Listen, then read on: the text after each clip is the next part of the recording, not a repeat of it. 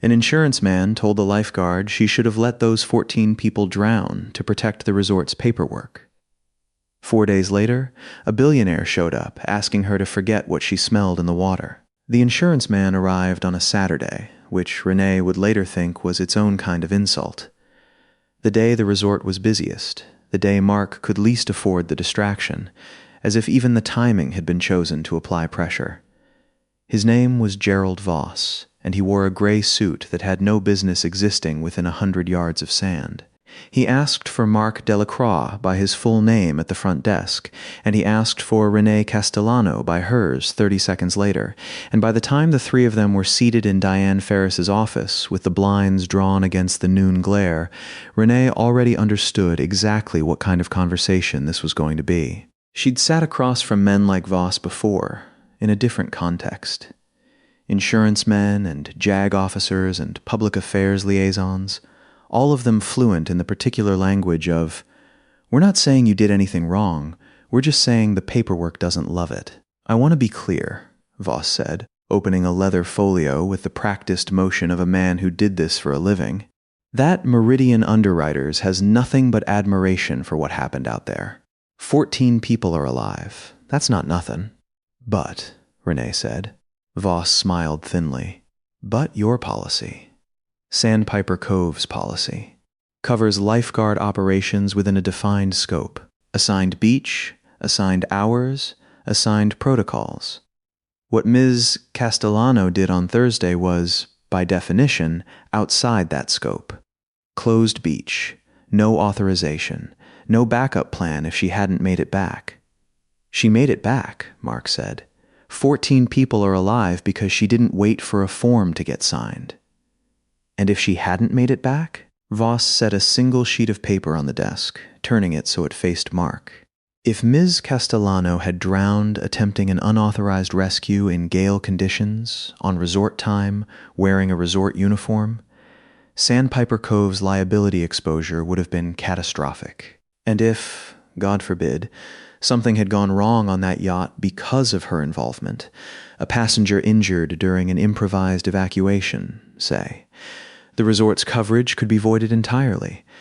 Meridian doesn't insure freelance heroics, Mr. Delacroix. We insure defined risk."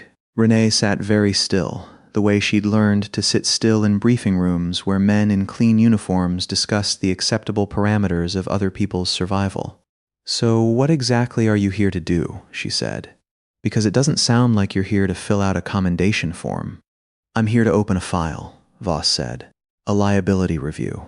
Standard procedure whenever an employee's actions create this much exposure, however well-intentioned. It may find nothing. It may find that some adjustment to your employment status is warranted, going forward, to protect the resort from repeat exposure." "Adjustment," Mark repeated, and Rene watched something harden in his face that hadn't been there 5 months ago, back when he would have nodded along with a man like Voss without blinking. "You mean you want me to fire the woman who just saved 14 lives to protect a premium?" "I mean," Voss said, unbothered, "that heroism and liability aren't the same column on a balance sheet, and my job is the second column." He left a business card on the desk and let himself out, and for a long moment neither Mark nor Rene said anything at all. The second visitor came 4 days later, and he didn't come to Diane's office. He came to the tiki bar, ordered a Mai Tai he didn't drink, and asked, casually, the way rich men ask things when they already expect the answer to bend toward them, whether Rene Castellano might be willing to sit down and talk. His name was Preston Kellerman, and the burned hull of his 110-foot yacht, the Second Wind, was currently sitting in a Coast Guard contracted salvage yard 40 miles up the coast, waiting on a marine casualty investigator to determine cause of fire. Rene knew who he was before he introduced himself. She'd seen him on the bow that day, one of the first ones over the rail, hustled into a life jacket by a deckhand while he shouted contradictory instructions at everyone around him. She hadn't thought much of it at the time. Panic did strange things to people, made COs behave like children and quiet men behave like heroes, and there was no telling in advance which way anyone would break. But panic wasn't what she was looking at now. Now she was looking at a man who'd had 4 days to get his story straight. Ms. Castellano. He extended a hand with a watch on it that cost more than her first car. I wanted to thank you properly. In person. What you did. He shook his head, doing an admirable impression of a man overcome with gratitude. There aren't words. You're welcome, Rene said, and waited, because men like this didn't buy a lifeguard a drink she didn't ask for just to say thank you. I understand there's an investigation, Kellerman said, easing into it the way she'd known he would. Marine casualty, Coast Guard. Standard stuff. Whenever there's a fire aboard, they'll want to talk to everyone who was out there. Crew, passengers. A pause, calibrated to sound offhand. You, of course. Of course. I just want to make sure. He turned his glass a quarter turn on the bar, not quite looking at her. That when you talk to them, you keep it to what you actually witnessed. The rescue. The water. You weren't aboard the second wind before the fire started. You wouldn't have first-hand knowledge of, say, how it started. Fuel systems, maintenance logs, any of that. That's really a matter for my crew and the investigators, not for you. Rene set down the coffee she'd been holding, unhurried. I wasn't planning on speculating about your fuel lines, Mr. Kellerman. Good. Good. That's smart. That's all I'm asking. He smiled, relieved, mistaking her stillness for agreement the way people so often did. There's a lot of lawyers involved in something like this. A lot of narratives that can get away from the truth if people start guessing at things outside their expertise. I'd hate for a hero's story to get complicated by a bunch of legal noise that has nothing to do with what you actually did out there. He left a $100 bill on the bar for a drink he hadn't touched, and Rene sat with her coffee, going cold, running back through 15 minutes she hadn't let herself fully examine until just now. 15 minutes in the water beside a burning hull, close enough to smell it. Not diesel. Something sharper, more volatile. Coming from low along the stern where no factory fuel line had any business running, exposed along an open deck rail. Jury-rigged with a fitting she'd recognized. In the half-second she'd had to notice anything beyond the fire itself, as aftermarket and wrong. She'd cataloged it the way she cataloged everything in an emergency. Filed, not analyzed, because analysis was a luxury for later. Later had just arrived. She didn't say anything to Mark that night. She drove home to the small rental bungalow 6 blocks off the beach that she'd lived in for 5 years without ever quite unpacking the last box, and she sat on the back steps in the dark with a beer she didn't finish either, and she thought about the particular shape of the choice in front of her. She could stay quiet. It would be easy. Easier, certainly, than anything she'd done in the water on Thursday. Kellerman wasn't asking her to lie. He was asking her to simply not mention what she'd noticed, to let the investigators run their own tests and draw their own conclusions from evidence that a fire, a scared crew, and 40 miles of salvage yard weather might have already scrubbed clean by the time any one official looked closely. Nobody would ever know she'd seen anything at all. She could keep her job, keep the quiet life she'd built, keep the low, uncomplicated respect that Sandpiper Cove now finally seemed willing to give her.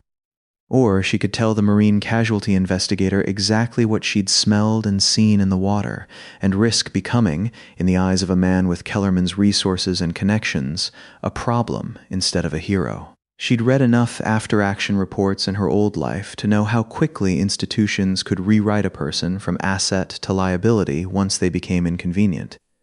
She'd just spent 5 months learning that lesson again, in miniature, under a beach umbrella instead of a battlefield. That others may live. She looked down at the tattoo on her forearm, faded slightly now, the ink softened by 10 years of sun. It had never been a motto about the moment of the rescue. Anybody could be brave for 15 minutes with adrenaline running hot and a crowd watching. The oath was about what came after. About the wounded soldier back at the base, about the report you filed honestly even when it named a mistake that hurt to name, about the version of the truth you protected long after the extraction was over and nobody was watching anymore. She finished the beer. She went inside and called the number on the card the Coast Guard investigator had given her at the pier. Mark found out the next morning, not from Rene, but from Voss, who called the resort office in a state of barely controlled alarm to inform Mark that Miss Castellano had, quote, voluntarily inserted herself into an active marine casualty investigation in a manner Meridian Underwriters considers extremely high risk to the resort's ongoing coverage. Mark hung up on him. Then he walked down to the beach, where Rene was running a first aid refresher with the new hires, and waited at a polite distance until she was done. Voss called, he said, once the last trainee had wandered off. Said you talked to the Coast Guard. About the fire. I did. He's saying it could blow back on the resort. Kellerman's lawyers, insurance exposure, all of it. Mark rubbed the back of his neck, and Rene watched him do the thing she'd started to respect him for over the last few days. Actually think, instead of reaching for the nearest defensive posture. What did you tell them? What I smelled. What I saw. That the fuel line running to his aft deck grill looked aftermarket and improperly shielded, and that it was burning before the flames reached anywhere else on the boat. She kept her voice level, the same voice she'd have used briefing a colonel. I told them I'm not a marine mechanic and I can't certify cause of fire. I told them what a trained observer noticed in the water, and that it's their job to verify it, not mine. And if Kellerman comes after the resort for it, sues us, pulls his business, tells every rich friend he's got to steer clear of Sandpiper Cove, then he does that, Rene said. But it won't be because I lied to protect this place, Mark. If this resort's standing depends on me staying quiet about something I saw with my own eyes, that's not a place worth protecting. And I don't think that's actually who you want to be 5 months from now, looking back at this. Mark didn't answer right away. He looked out at the water. Calm now, glass flat under the morning sun, giving no indication at all of what it had thrown at them the week before. And something in his jaw set the way it had on the pier, the day he'd said, I never once asked you a single real question about who you actually were. Diane's going to want to know before Voss tells her his version, he said finally. Come on, let's get ahead of it. The investigation took 6 weeks. Rene testified twice more, plainly and without embellishment, declining every invitation from a rotating cast of Kellerman's attorneys to soften or clarify her account. 2 independent marine surveyors confirmed what she'd smelled in the water.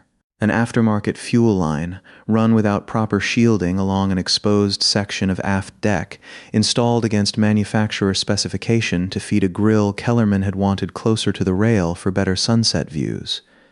Negligence, not malfunction. The kind of shortcut a man takes when he's never once had to live with the consequences of his own convenience. Meridian Underwriters, faced with a documented cause of fire that had nothing to do with Rene's rescue and everything to do with Kellerman's own maintenance decisions, quietly closed its liability inquiry into her unauthorized entry without further action. There was, in the end, no exposure left to protect the resort from, once the actual negligence had a name attached to it that wasn't hers. Voss never called again. Kellerman's lawyers settled with 3 of the injured passengers before the case ever saw a courtroom, and made no further attempts to buy anyone's silence, because there was nothing left to buy. Diane Ferris framed a second document for the break room wall, this one considerably less flattering to Sandpiper Cove's insurance file, and considerably more important to the people who worked there. A copy of the Coast Guard's final incident summary, thanking Master Sergeant Rene Castellano, retired, for cooperation that had been, in the investigator's own words, essential to an accurate and complete finding, offered at some professional risk to the witness. Rene didn't read it more than once. She'd never needed the wall to tell her what she already knew about herself. But some evenings, when the tide was low and the beach empty, and the light went long and gold over water that had tried, twice now, to take something from her, and failed both times, she'd walk the shoreline slow, the old ache settling into her hip the way it always did before weather changed, and let herself feel, just for a moment, the particular quiet satisfaction of a debt paid all the way through. Not just the 15 minutes in the water, but everything that came after. The part nobody put on the news. The part that had cost her more and mattered more, because that was always the part that counted. That others may live, even the inconvenient ones, even when it would have been so much easier not to.